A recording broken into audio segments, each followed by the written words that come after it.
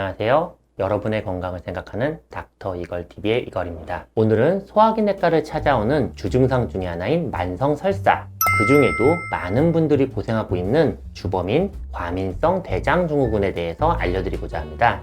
한국에서도 8에서 9.6%의 유병률을 보이고 있고, 실제로 매년 140만 명에서 160만 명이 병원을 방문하고 있습니다. 그 중에서도 20대에서 50대가 56%를 차지하면서 사회활동을 실제로 활발하게 하는 연령에서 이 과민성 대장증후군을 겪고 있습니다. 과민성 증후군에는 이 증상에 따라서 변비형, 설사형, 그리고 합쳐져 있는 혼합형으로 분류할 수 있지만, 오늘은 주로 설사를 주 증상으로 하는 그런 형태에 대해서 말씀을 드릴게요.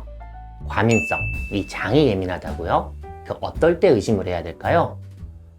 과민성 대장증후군의 의학적 진단 기준은 롬 기준이 대표적인데요. 지난 3개월간 주 1회 이상 반복적으로 복통이 있고 다른 배변 연관 증상이 3가지 중에 2가지 이상이 있으면 진단을 합니다.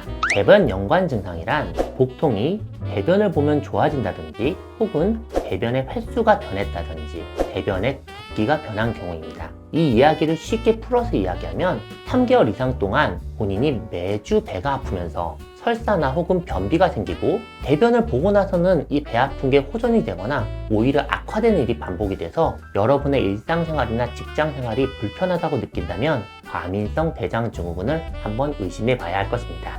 과민성 대장증후군, 그 원인은 무엇인가요? 과민성 대장증후군은 정확한 원인은 밝혀지지 않았습니다. 스트레스, 심리적 요인, 위장염, 특정 음식에 대한 과민 반응 등이 그 유발 인자가 될 수는 있어요. 이 병을 진단할 때 가장 중요한 부분은 이 설사의 원인을 찾기 위해서 내시경, 피검사, 엑스레이 등 다양한 검사를 해서 이상 소견이 보이지 않은 경우에 과민성 대장증후군이라고 확진을 내릴 수 있다는 겁니다. 즉, 암과 같은 종양, 크론병이나 궤양성 대장염 같은 염증성 장질환, 우유만 먹으면 설사하는 유당불내성과 같은 뚜렷한 원인이 있는 설사병이 아닌데 이유는 모르게 지속적으로 괴로운 설사가 계속 있다면 그때는 과민성 대장증후군이라고 진단하게 되는 겁니다. 이 병의 증상의 원인이 뇌와 장의 연결축의 이상으로 보는 시각이나 혹은 장내 면역 반응의 이상, 또한 장내 미생물 균충의 변화로 생겼다는 이론들이 복합적으로 연구되고 있고요. 이를 적용한 약제들이 활발하게 치료에 적용되고 있습니다. 장염이 자주 생기면 과민성 대장증후군인가요?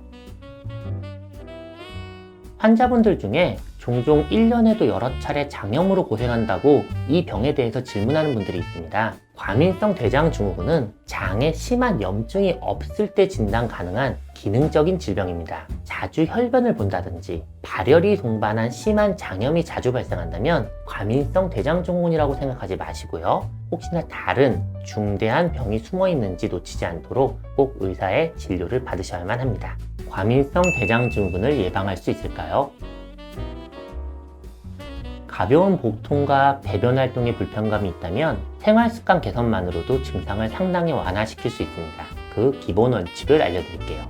첫 번째, 평소 먹었을 때 자극이 되었던 음식을 미리 파악하고 이런 음식들을 피하도록 합니다. 두 번째, 카페인, 술, 고지방 음식들은 장에 잘 자극을 줄 수 있는 음식들이므로 피하도록 합니다. 세 번째, 스트레스 요인을 파악하고 적절한 휴식과 운동을 하여 스트레스를 줄이도록 합니다. 특히 과민성 증후군이 본인의 장을 자극하는 특정 음식이나 카페인, 술에 증상이 심해진다는 것을 이해하고 그것들만 잘 조절해도 삶의 질이 많이 회복될 수 있습니다. 조금 더 이 병에 대해 관심이 있다면 본인에게 맞는 유산균을 지속적으로 복용하고 저포도맥 식단을 적용해서 증상 개선에 도움을 받을 수 있습니다. 그렇다면 이 과민성 대장증후군 어떻게 치료해야 될까요?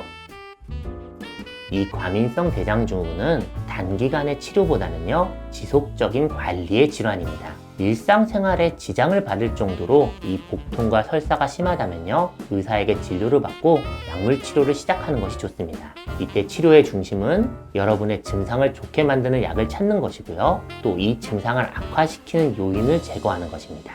치료의 원칙을 말씀드릴게요. 첫 번째, 복통과 설사를 줄이는 거예요. 우선 여러분이 힘들어하는 복통, 그리고 설사의 횟수, 그 빈도를 줄이기 위해서 직접적으로 약으로 운동 조절제, 그리고 장운동을 조절하는 진경제, 그리고 설사를 줄이는 지사제를 사용합니다. 직접적으로 장 운동을 줄이는 효과를 가진 약으로 빠르게 여러분의 증상을 개선할 수 있습니다. 하지만 일부 약들은 장기간 사용할 수 없는 약들도 존재하기 때문에 단기간 조절하는 용도로 사용하고 있습니다. 두 번째, 장내 세균총을 조절하는 것입니다. 잘 치료되지 않는 과민성 대장증후군에서 리팍시민이라는 항생제가 소장 내에 나쁜 세균 과잉을 줄여서 이 과민성 대장증후군의 증상을 개선한다는 여러 연구들이 있습니다. 기존의 과민성 대장증후군으로 이미 여러 번 약 처방을 받았던 환자분들에게는 이 리팍시민 처방이 좋은 효과를 기대해 볼 수 있는 한 가지 옵션이 됩니다. 세 번째, 복통과 설사의 횟수가 심적 스트레스와 긴장도와 연관성이 있는 경우 긴장 완화제나 스트레스 조절하는 약물을 사용합니다. 실제 환자분들과 면담해보면 스트레스, 긴장, 수면 장애 등이 장 트러블에 상당 부분 영향을 주는 것들을 볼 수 있어요. 이런 경우에는 긴장을 완화시켜주는 효과가 있는 소량의 약 처방만으로도 드라마틱한 효과를 보는 경우가 상당히 많습니다. 이렇게 말씀드린 기본 원칙을 바탕으로 본인의 증상에 맞는 약의 용량과 횟수, 그리고 원인을 제거하려고 노력을 하고요. 최종적으로 최소한의 약으로 불편하지 않은 일상생활을 지낼 수 있게 해드리는 것이 치료의 목표가 됩니다. 오늘은 과민성 대장증후군에 대해서 원인, 그리고 예방, 치료의 원칙들에 대해서 설명드렸어요. 다음에는 이 과민성 대장증후군에 대해 일상생활에 도움이 되는 건강식품 중에 하나인 프로바이오틱스, 그리고 또 다른 식단 중에 하나인 저푸드맥 식단에 대해서도 한 번씩 자세히 다뤄보도록 하겠습니다. 감사합니다.